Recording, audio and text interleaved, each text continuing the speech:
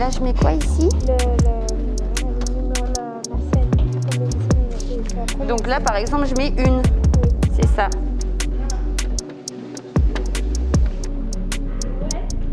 Allez, il faut que je... Alors, c'est quoi? Tu vas me poser une question et je clappe? Ou d'abord je clappe? Ok. Bien ou bien? Super bien. Sucré ou salé? Salé. Épice favorite? Cumin. Restauration, rêve ou cauchemar? Entre les deux, ça dépend des jours. Émission de cuisine pour ou contre? Pourquoi pas pour? Saveur ou esthétisme? Saveur. Vin ou champagne? Les deux. Cuisine d'ici ou cuisine d'ailleurs? Cuisine d'ailleurs. Cuisine de fusion ou cuisine moléculaire? Fusion. Toucher ou odorat? Les deux aussi. Drôle ou intelligente? Drôle. Fast-food ou gastronomie? On peut allier les deux aussi. Ça peut être du fast-food gastronomique. Liberté ou espoir? Liberté toujours. Alain Dazan ou Anne-Sophie Pic? Les deux. Super-héros ou super-vilaine? Superwoman. Théâtre ou ciné? On va dire cinéma. Fleur ou chocolat? Fleur. En chocolat. Carnivore ou végétarienne? Un petit peu des deux. Il faut respecter le commerce local aussi avec la viande. Disney ou Marvel? Disney. C'est plus classique. Une odeur ou gourmande? Une odeur gourmande. Les oignons qui reviennent dans du beurre. Quel plat pour un dîner en famille? Quel plat pour un dîner en famille? Toujours, ça marche toujours un poulet frites par exemple. Merci. Pour l'interview, tu peux clapper et après poser le clap. Et je le pose? Tu peux le poser à côté de toi, ouais. Alors, qui c'est qui fait l'interview? Bonjour, je m'appelle Abdel et je suis là pour vous interviewer. Bonjour. Qu'est-ce qui vous a donné l'envie de faire ce métier en particulier? D'être gourmande, je pense. D'aimer manger. Quel a été votre parcours d'études? Alors moi j'ai un parcours un petit peu particulier parce que j'ai pas fait d'études pour faire de la cuisine, mais j'ai toujours eu envie de faire de la cuisine, donc c'est pour ça que finalement j'en ai fait mon métier. Mais à l'origine j'avais fait des études d'histoire de l'art, donc ce qui n'a pas grand chose à voir. Vous aviez quel âge quand votre passion pour la cuisine est née? Je pense très jeune, puisque déjà quand j'étais petite, ma maman me donnait des ingrédients qui étaient peut-être plus bons dans le frigo pour que je puisse faire des gâteaux à mon chien. Avez-vous été formé auprès de chefs renommés? Non, pas du tout. En revanche, je pense que j'ai pas eu cette chance. Ni l'ambition peut-être. Avez-vous voyagé pour découvrir d'autres types de cuisine? Beaucoup. D'ailleurs, c'est une des raisons pour laquelle j'aime faire la cuisine, c'est pouvoir voyager pour découvrir encore plus de choses. Et vous avez voyagé où? Alors déjà beaucoup en Europe, ensuite en Asie, je suis allée habiter au Vietnam, j'ai aussi vécu en Grèce, je suis allée dans les pays scandinaves. Après, pour le plaisir, j'ai voyagé dans d'autres pays aussi, comme l'Inde, qui m'ont fait découvrir beaucoup d'épices et d'autres cultures culinaires. Le métier de cuisinier est-il différent dans votre pays?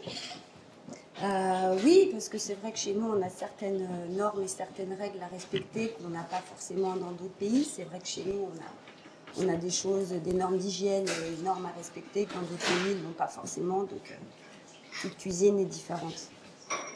À votre avis, quelles sont les qualités que l'on doit absolument avoir pour ce métier? Alors, les qualités qu'on doit forcément avoir, je dirais, c'est d'être quand même rigoureux. Il faut essayer de pouvoir toujours faire un petit peu la même chose. C'est-à-dire pas un jour le faire bien et le lendemain matin, peut-être ne pas être de bonne humeur et ne le faire pas bien. Il faut essayer de faire toujours un petit peu près la même qualité et la même chose. On dit que c'est un métier difficile aux horaires fatigants. Est-ce le cas? Ce serait mentir que de dire que c'est pas vrai, parce que c'est vrai que vous allez peut-être travailler beaucoup d'heures, être en pause, finir tard le soir, de travailler aussi les week-ends alors que les copains ou la famille ont leur week-end. C'est vrai que ça peut être difficile parfois. Quel conseil donnerez-vous à un jeune qui voudrait faire ce métier? Bah, d'y aller, de le faire pour le plaisir et puis rien que pour l'expérience. D'accord. Bonjour, je m'appelle Razan et je vais faire la deuxième partie de l'interview. Nous avons envie de connaître votre cuisine. Pourriez-nous la décrire en quelques mots? Alors, ma cuisine en quelques mots, bah, je pense que ça répond aussi à la question précédente, c'est-à-dire de la fusion, des épices, du voyage, peut-être s'inspirer de quand on va dans d'autres pays ou quand on rencontre des gens aussi. Ça peut être dans d'autres familles, ça peut être pas forcément dans d'autres pays, ça peut être par-ci par-là et d'influence de différentes personnes de différents pays. Vous avez choisi de réaliser une cuisine végétarienne. Est-ce que c'est pour défendre la cause animale ou pour le goût? Pour les deux, il faut aussi penser à la cause animale. Pour moi, il ne faut pas éliminer complètement la viande non plus, puisque c'est important de protéger les petits producteurs locaux aussi. Et puis, les légumes, c'est important au quotidien. Et puis, eux aussi, il faut les soutenir. Vous travaillez en partenariat avec des producteurs locaux en agriculture bio.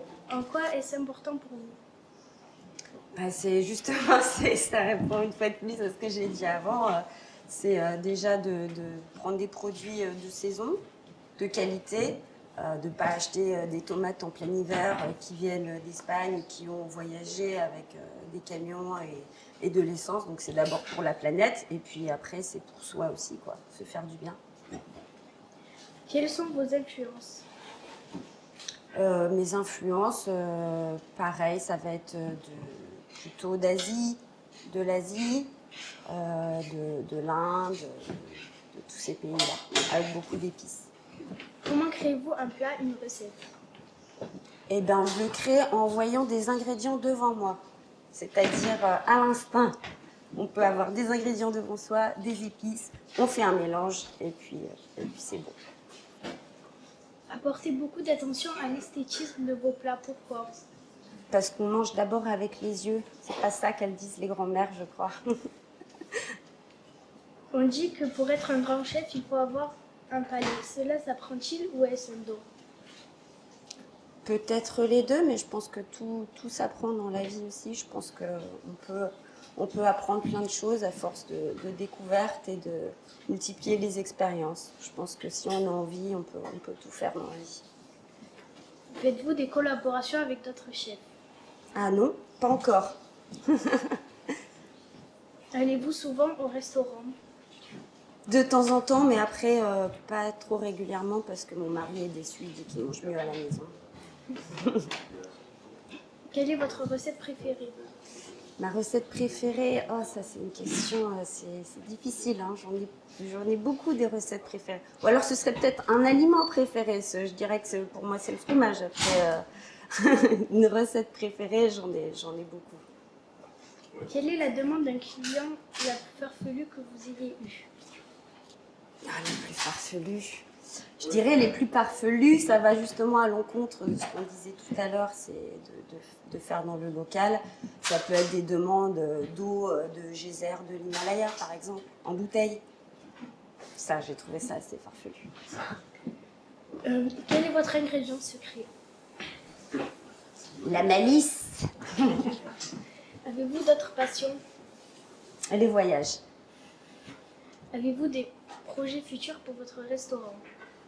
En ce moment, je pense que les projets, c'est vrai qu'on les met un petit peu de côté. Donc, peut-être on se reverra l'année prochaine. Et si tout va mieux, j'aurai peut-être des projets à nouveau. Pourriez-vous nous montrer un geste technique ou une préparation? Un geste technique ou une préparation? Là, tu me prends de court. Un geste technique, c'est de faire comme ça avec ses doigts quand on coupe avec le couteau pour pas se couper, par exemple. Pour pas couper comme ça, sinon il y a un petit bout de doigt qui peut partir.